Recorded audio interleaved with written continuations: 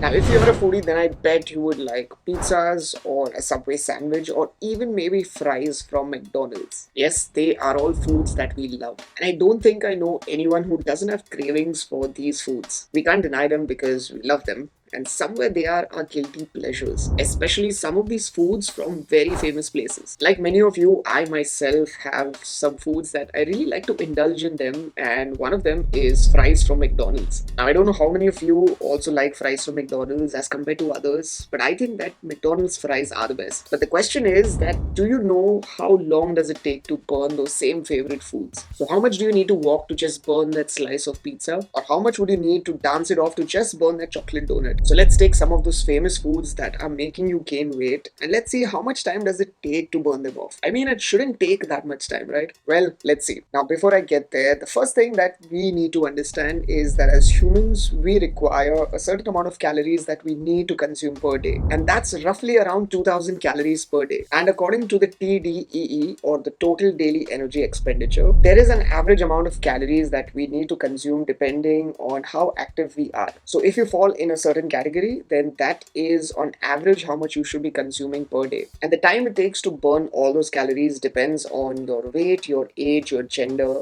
fitness level, and the type of exercise you're engaged in. If you're a sedentary man, then you would require around 2000 to 2400 calories per day. But if you're a sedentary woman who does little to no exercise, then you would require around 1600 to around 2000 calories per day. But let's say you moderately exercise for around 3 to 5 times a week. A man would need around 2200 to 2800 calories per day, and a woman would require 1800 to 2200 calories per day. But if both a man and woman are really active, then a man would require around 2400 to 3000 calories per day, and a woman would require around 2000 to 2400 calories per day. And that's for being really active or exercising around 6 to 7 days a week. So that is an approximate of how many calories you need to consume per day. And if you come in any of those categories, if you consume more calories than what is required, it will all go in weight gain. So now let's see what these foods have. So let's go first with a burger from McDonald's. Now, I don't know a single person who stayed in a city that has not really tried a McDonald's. And sometimes even more than the burger, we remember the logo. And McDonald's, well, they are very famous for their burgers. But let's just take one of them. Let's take the McSpicy burger. Now, just that one burger would roughly have around 400 to 600 calories as a rough estimate. Just that one burger. And this is not even including the fries and the Coke. So if you just consume that one burger, you would take around 50 to 60 minutes of running and the same amount of time with cycling. If you are just freestyle swimming, then it would take around 60 to 70 minutes for burning that burger. If you do HIIT or high intensity interval training, it will take around 40 to 50 minutes approximately, 60 to 75 minutes of aerobics. And if you brisk walk, then it would take around 90 minutes to 100 minutes. And it's funny that most of the times we don't just have the burger alone. We always have it with fries and Coke. So let's say you have the meal, then how much does it add up to? Well, a small fries will be around 230 calories, a medium fries will be around 340 calories, and a large fries, which all the fries fan would order, that's around 510 calories. And just by brisk walking, if I decide to burn the fries alone, it would take me 20 to 30 minutes to just burn the small fries, 30 to 45 minutes for the medium, and approximately 45 minutes to an hour when it comes to the large fries. And if you've added that Coke, then consider another 140 calories being added to it. That's just for a regular Coke. So basically, if you had to just burn this one meal that you've eaten maybe in around 15 minutes, it would take more than 2 hours to just burn all the calories out. Now, it doesn't end there because the next that we are going to get into is Starbucks. And if you love a Frappuccino, for example, a Java chip, which is one of the best selling items of Starbucks, well, you're in for a treat. The standard size of Java chip, which is a grande, has around 460 calories in it. And if you go up to taking a venti, then that easily has around 700 calories in it. Let's take the medium size and let's see how much time will it take to burn that off. So to just burn that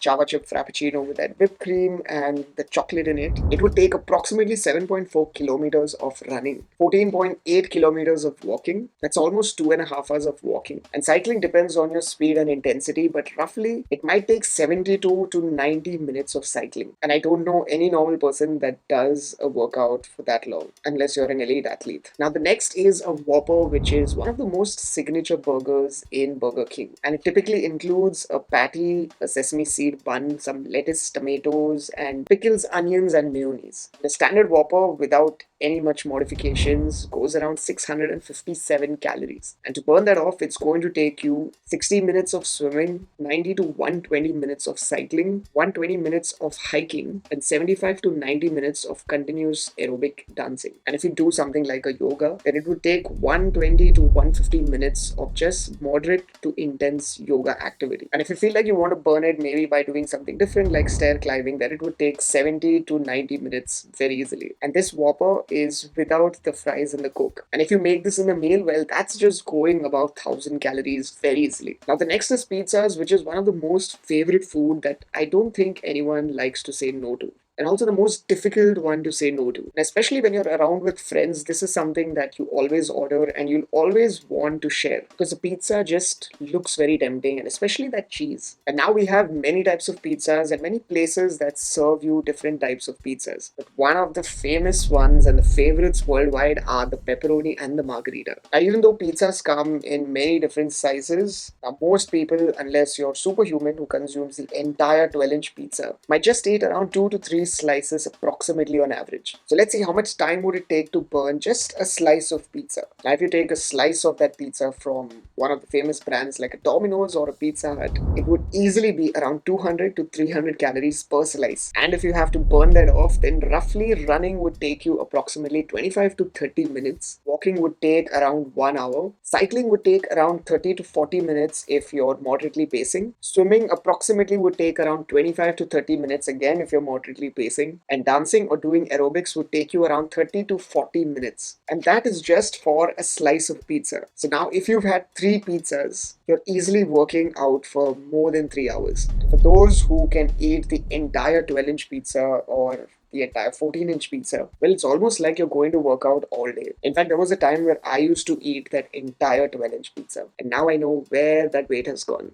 Now, this is one food item that I really like. It's very small, convenient, and quite an interesting looking dish. And that is a taco. Now, Taco Bell is one of the most famous brands serving these tacos worldwide. And these tacos come with fillings of veggies with a corn-based external shell. And either they have like beans or meat fillings in it. And one of the most best-selling from tacos are those chalupas, which is a much more thicker shell. Now, let's say you've had like a chicken taco. Now, just that would be around 202 calories. And most of the information on these tacos are on the website itself. But the thing is that when you go with something like a tacos, you never have a taco itself. You always add those side dishes with it. Now, let's say with your tacos, you've ordered some Mexican fries. That itself is 350 calories. And they also have something very famous, which is also known as your cinnamon twist. If you like that and you order that very often, then that itself is 481 calories. Now, if I leave the taco aside and I just take the cinnamon twist, this is how much time it will take to just burn a cinnamon twist. So if you're moderately pacing, then running would take around 45 minutes. Cycling would take around 60 minutes. Swimming would also take around 60 minutes. And if you're doing aerobic exercises or dancing, it would take around 60 to 75 minutes of continuous exercising. And if you add a taco, then consider adding another 25 minutes to all these numbers. Now, as much as this is so good or finger licking good for many, they are also very calorie dense, and this might surprise you. Now, I'm talking about the very famous burger of KFC, which is called the Zinger Burger, which also has a part of the most famous and secret recipe. And as tasty as this entire Zinger Burger would be,